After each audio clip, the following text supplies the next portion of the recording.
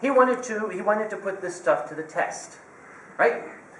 So generally what you do before you test something on somebody who's sick, you try it out on a healthy person, because you kind of want to see, is it going to give the guy a huge headache or something, right? So he gave it to a healthy volunteer. And the next day, the volunteer came down with a fever, he had chills, and he was sweating.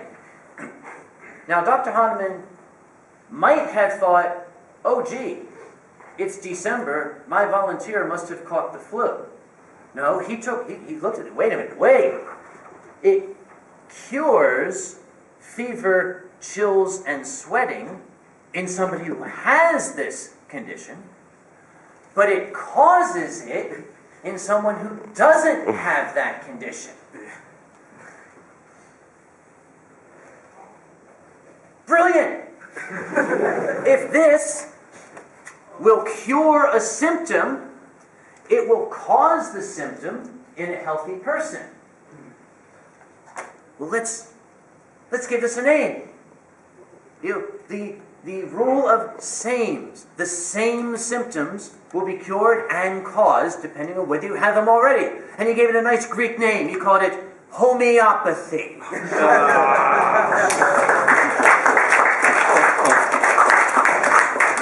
Homeo, the same, pathos, disease. Or complaint, literally. Homeopathy. And he started doing some experiments. Well, let's see. Let's take some belladonna. If you give belladonna to a healthy person, it will constrict his airways and make it hard to breathe. Well, that looks like asthma. Maybe I'll go find somebody who has asthma, and I'll give him some belladonna, and it'll make it easier for him to breathe. That makes sense, right? Oh, but belladonna is a deadly poison if you give it too much. How much should I give him? I'm going to borrow this, if that's okay.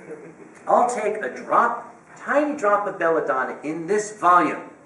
That's not enough to kill him, I hope. Let's give it to my poor asthmatic patient. And he had his patient drink this concoction. And the patient, after about 5 or 10 minutes, was able to breathe easier again. Does anybody here suffer from mild asthma, I might say? Does it go away on its own if you don't take anything? Well, I don't think Dr. Hahnemann knew that. It cured him!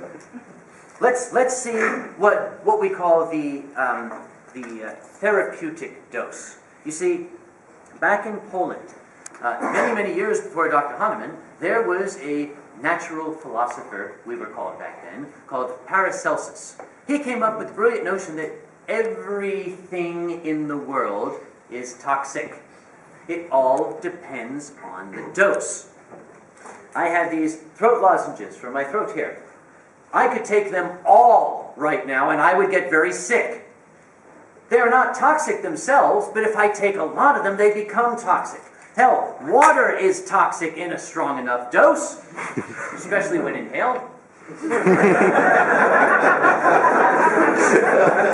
And that little statement by Paracelsus is known as the principle of toxicology today. Everything has toxicity. It all depends on the dose. That works with medication too. Medications have what we call the therapeutic level. That's why this has 1 milligram of lidocaine, 2 milligrams of something in German, and 4 milligrams of tyrothricin. Because that is the amount that's needed to have the biological effect. If I don't have that much, I won't get the effect. That's why some aspirin tablets, you can get aspirin at 500 milligrams, or you get your Aleve at 100 milligrams. That is your therapeutic dose. Everybody understands that, right? So Dr. Hahnemann wanted to know, what is the therapeutic dose of my belladonna? So he took 1 drop out of this, and he got some fresh water, and he put that drop in and stirred it up. So 1 drop of the dilute solution, he put in here, right? gave a sip to his asthma patient. Poor guy had asthma every day, apparently.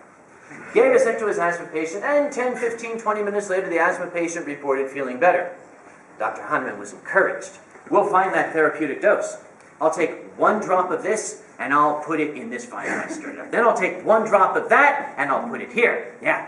And then I'll take 1 drop of this, and I'll put it here. And then I'll put 1 drop here. So you take 1 drop, and that's... He did this so far down the road, by the time he got to a level where statistically there was no longer any belladonna in the water. Literally, if you count the molecules, your chances are very high that you no longer have even 1 molecule of belladonna in the water.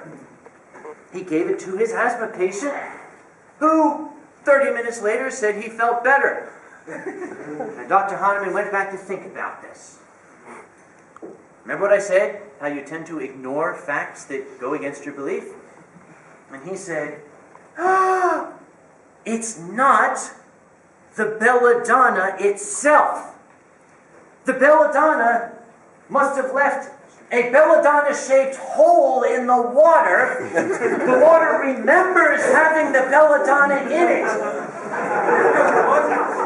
It's not the belladonna molecule, it's the belladonna-shaped hole in the water that has the therapeutic effect. And today, hundreds of millions of euros are spent on homeopathic remedies in Europe every year. In London, there is a huge new facility, the facility built by the Queen. Yes. Why don't they tell us on that? I wish I could. Yes, please.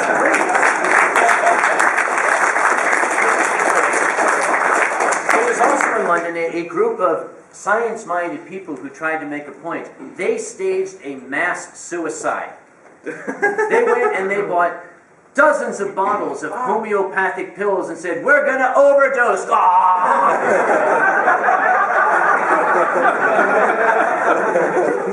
They're all still here. You see, a lot of homeopathic remedies are not liquid now, they're pills.